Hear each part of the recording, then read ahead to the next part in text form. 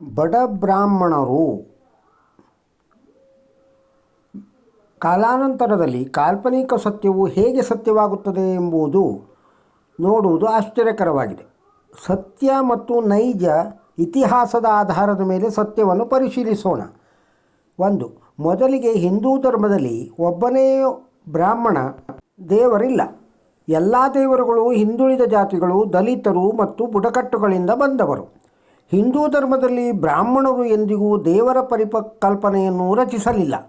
ಭಾರತವನ್ನು ಆಳಿದ ಒಬ್ಬ ಬ್ರಾಹ್ಮಣ ರಾಜನೂ ಇರಲಿಲ್ಲ. ಇತರರನ್ನು ದಮನ ಮಾಡಲು ಅಧಿಕಾರದ ಸ್ಥಾನಗಳ ಅಗತ್ಯವಿದೆ. ಬ್ರಾಹ್ಮಣರು ಶಿಕ್ಷಕರು, ವಿದ್ವಾಂಸರು, ಪುರೋಹಿತರು, ಸಲಹೆಗಾರರು, ಆದರೆ ಆಡಳಿತಗಾರರಲ್ಲ. ಬ್ರಾಹ್ಮಣರ ಸಾಂಪ್ರದಾಯಿಕ ಉದ್ಯೋಗವೆಂದರೆ ದೇವಾಲಯದ ಅರ್ಚಕ ಅಂದರೆ ಪುರೋಹಿತ, ಧಾರ್ಮಿಕ ಕಾರ್ಯಗಳನ್ನು ನಿರ್ವಹಿಸುವುದು. ಅವರ ಏಕೈಕ ಆದಾಯವು ಜಮೀನ್ದಾರರು, ಬ್ರಾಹ್ಮಣೇತರರು ನೀಡಿದ ಭಿಕ್ಷೆ ಆಗಿತ್ತು. ಬ್ರಾಹ್ಮಣರ ಇನ್ನೊಂದು ವಿಭಾಗವು ಶಿಕ್ಷಕರಾಗಿದ್ದರು, ಅದು ಸಂಬಳವಿಲ್ಲದೆ. ವೈದಿಕ ಸಾಹಿತ್ಯವನ್ನು ಹೆಚ್ಚಾಗಿ ಬ್ರಾಹ್ಮಣೇತರರು ಬರೆಯುತ್ತಿದ್ದರು. ಬ್ರಾಹ್ಮಣರಿಗೆ ಉನ್ನತ ಸ್ಥಾನವನ್ನು ನೀಡುವ ಧರ್ಮಶಾಸ್ತ್ರದಲ್ಲಿ ಅತ್ಯಂತ ಶಕ್ತಿಯುತವಾದದ್ದು ಬ್ರಾಹ್ಮಣೇತರ ಮನು ಬರೆದ ಮನುಸ್ಮೃತಿ. ಬ್ರಾಹ್ಮಣ ಎಂದರೆ ವೃತ್ತಿ ಅಂದರೆ ವರ್ಣ, ಜಾತಿ ಅಲ್ಲ. ಸಂಸ್ಕೃತ ಓದುವುದು ಮತ್ತು ಬರೆಯುವುದು ಬ್ರಾಹ್ಮಣರಿಗೆ ಮಾತ್ರ ಸೀಮಿತವಾಗಿದ್ದರೆ ಬುಡಕಟ್ಟು ವಾಲ್ಮೀಕಿ ರಾಮಾಯಣವನ್ನು ಹೇಗೆ ರಚಿಸುತ್ತೀರಿ? 4 ವೇದಗಳನ್ನು ವರ್ಗೀಕರಿಸಿದ ಮತ್ತು ಮಹಾಭಾರತವನ್ನು ಬರೆದ ವೇದವ್ಯಾಸ ಮೀನುಗಾರ ಮಹಿಳೆಗೆ ಜನಿಸಿದರು. ಸಂಸ್ಕೃತವನ್ನು ಹೆಚ್ಚಾಗಿ ಬ್ರಾಹ್ಮಣೇತರ ಲೇಖಕರು ಬಳಸುತ್ತಿದ್ದರು. ಸಂಸ್ಕೃತದಲ್ಲಿ ಬ್ರಾಹ್ಮಣರಿಂದ ರಚಿಸಲ್ಪಟ್ಟ ಕೆಲವು ಗ್ರಂಥಗಳಿವೆ. ವೇದವ್ಯಾಸ, ವಸಿಷ್ಠ, ವಾಲ್ಮೀಕಿ, ಕೃಷ್ಣ, ರಾಮ, ಅಗಸ್ತ್ಯ, ವಿಶ್ವಾಮಿತ್ರ, ಶೃಂಗ, ಗೌತಮ, ಬುದ್ಧ, ಮಹಾವೀರ, ತುಳಸಿದಾಸ, ತಿರುವಳ್ಳವರ್, ಕಬೀರ್, ವಿವೇಕಾನಂದ, ಗಾಂಧಿ, ನಾರಾಯಣಗುರು ಮುಂತಾದವರ ಬೋಧನೆಗಳನ್ನು ನಾವು ಅತ್ಯಮೂಲ್ಯವೆಂದು ಪರಿಗಣಿಸುತ್ತೇವೆ. ಅವರಲ್ಲಿ ಯಾರೂ ಬ್ರಾಹ್ಮಣರಲ್ಲದಿದ್ದರೆ ಬ್ರಾಹ್ಮಣರು ನಿಮಗೆ ಕಲಿಯಲು ಬಿಡಲಿಲ್ಲ ಎಂದು ಜೋರಾಗಿ ಅಳುವುದು ಏಕೆ? ಬ್ರಾಹ್ಮಣೇತರ ಭಕ್ತಿ ಸಂತರಿಂದ ಭಕ್ತಿಯ ಕುರಿತು ಹಲವಾರು ಕೃತಿಗಳಿವೆ. ಬ್ರಾಹ್ಮಣರು ಎಂದಿಗೂ ಇತರರನ್ನು ಕಲಿಯುವುದನ್ನು ತಡೆಯಲಿಲ್ಲ.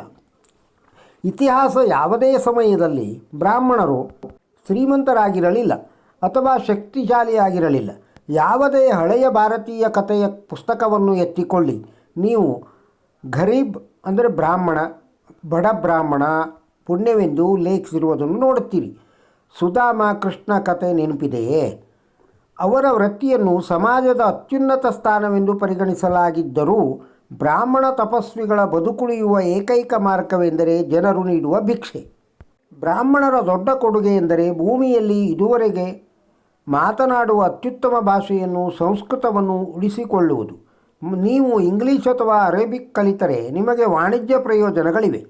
ಸಂಸ್ಕೃತವನ್ನು ಯಾರೂ ಪ್ರಚಾರ ಮಾಡಿಲ್ಲ. ಯಾವುದೇ ಪ್ರಯೋಜನವಿಲ್ಲದೆ ಬ್ರಾಹ್ಮಣರು ಸಂಸ್ಕೃತವನ್ನು ಕಲಿಯುವ ಸ್ವಯಂ ಪ್ರೇರಿತ ಕಾರ್ಯವನ್ನು ಕೈಗೊಂಡರು. ಈಗ ನೀವು ಸಂಸ್ಕೃತದಲ್ಲಿ ಏಕಸ್ವಾಮ್ಯವನ್ನು ಆರೋಪಿಸುತ್ತಿದ್ದೀರಿ. ಅದಲ್ಲದೆ ಬ್ರಾಹ್ಮಣರು ರಾಜರಾಗಿರಲಿಲ್ಲ, ಅವರು ಅಧಿಕಾರವನ್ನು ಅನುಭವಿಸಲಿಲ್ಲ ಅಥವಾ ಸಂಪತ್ತನ್ನು ಹೊಂದಿರಲಿಲ್ಲ. ಅವರು ಜ್ಞಾನವನ್ನು ಪಡೆಯಲು ಶ್ರಮಿಸಿದರು ಮತ್ತು ಕಠಿಣ ಜೀವನವನ್ನು ನಡೆಸಿದರು. ಹಾಗಾಗಿ ಬ್ರಾಹ್ಮಣರಿಂದ ಶೋಷಣೆಯಾಗುವ ಪ್ರಶ್ನೆಯೇ ಇಲ್ಲ. ಬ್ರಾಹ್ಮಣರ ಜನಸಂಖ್ಯೆಯು ತಮಿಳುನಾಡಿನಲ್ಲಿ ಕೇವಲ 2ರಿಂದ ಉತ್ತರಾಖಂಡದಲ್ಲಿ 12ರಷ್ಟಿರುವಾಗ ಅವರು ಬಹುಸಂಖ್ಯಾತರ ಮೇಲೆ ಹೇಗೆ ಪ್ರಾಬಲ್ಯ ಸಾಧಿಸಬಹುದು? ಇದನ್ನೆಲ್ಲ ಓದಿದ ಮೇಲೆ ಯಾರಾದರೂ ಬ್ರಾಹ್ಮಣರನ್ನು ದೂಷಿಸಬಹುದೇ? ಈ ವಿಡಿಯೋದಲ್ಲಿರುವ ಮಾಹಿತಿ ನಿಮಗೆ ಇಷ್ಟವಾಗಿದ್ದರೆ ಒಂದು ಲೈಕ್ ಕೊಡಿ, ಇದನ್ನು ಇತರರಿಗೂ ಶೇರ್ ಮಾಡಿ. ನಮ್ಮ ಚಾನಲ್ಗೆ ಇನ್ನೂ ಸಬ್ಸ್ಕ್ರೈಬ್ ಆಗದೇ ಇದ್ದರೆ ಸಬ್ಸ್ಕ್ರೈಬ್ ಆಗಿ, ಹಳೆ ವಿಡಿಯೋಗಳನ್ನು ಸಹ ನೋಡಿ. ನಮಸ್ಕಾರ.